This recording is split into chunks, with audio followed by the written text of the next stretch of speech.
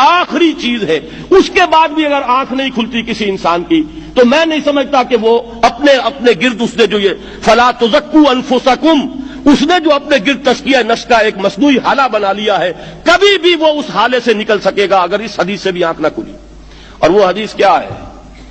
مولانا اشرف علی تھانوی نے اس کو اپنے جو خطبات جمعہ ہیں ان میں نقل کیا ہے، بیہقی کی روایت ہے۔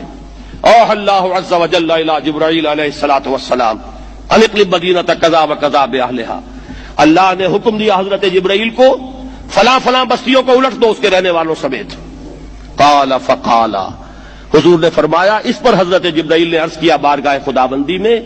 ان فیھا عبدک فلانا لم یعصک طرفۃ عین، پروردگار اس بستی کو الٹ دوں، اس میں تو تیرا فلاں بندہ بھی ہے جس نے کبھی پلک جھپکنے جتنی دیر بھی معصیت میں بسر نہیں کی۔ اب آپ اندازہ کیجئے، یہ جو ہے نا اپنے آپ کو رگڑنا اور مانجنا اور پوری زندگی رگڑنے میں اور مانجنے میں لگا دینا، ہم بعض بزرگوں کے تذکرے میں سنتے ہیں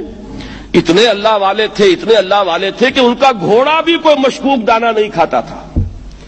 اور وہ خود جو ہے وہ انگریز کی عدالت میں بیٹھے ہوئے اور انگریز کی نوکری کر رہے تھے۔ یہ ہے وہ مائکروسکوپک اور مائکروسکوپک کا عدم توازن، طاغوت کی چاکری کر رہے ہیں، انگریز کی ملازمت کر رہے ہیں، انگریز کے قانون کی تنفیذ کے اندر اعلی کار بن رہے ہیں،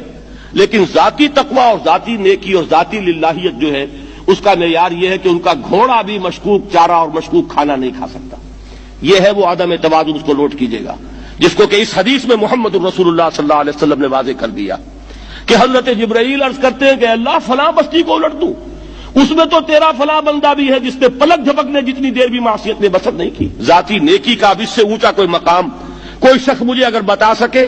تو میں اس کا مرید ہو جاؤں گا۔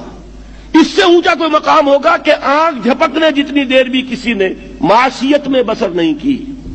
ذاتی نیکی کی معراج۔ لیکن حکم کیا ہوا بارگاہ خداوندی سے؟ قال فقال، حضور نے فرمایا، اللہ تعالیٰ نے حکم لیا جبرائیل کو، اقلب علیہ وعلیہ، الٹو اس بستی کو، پہلے اس بدبخت پر پھر دوسروں پر۔ کیوں؟ فإن وجهه لم يتمعر في ساعة قط، اس لیے کہ اس کا چہرہ کبھی میری غیرت میں سرخ نہیں ہوا، اس چہرے کا رنگ نہیں بدلا۔ بے غیرت انسان، بدیاں پھیلتی رہیں، میرے دین کو روندا جاتا رہا، میری شریعت کی دھجیاں بگڑتی رہیں، اوامر کا مذاق اڑایا جاتا رہا، نواہی کے لیے دنیا کے اندر جن چیزوں سے میں نے روکا اس کے لیے فلسفے تراشے گئے،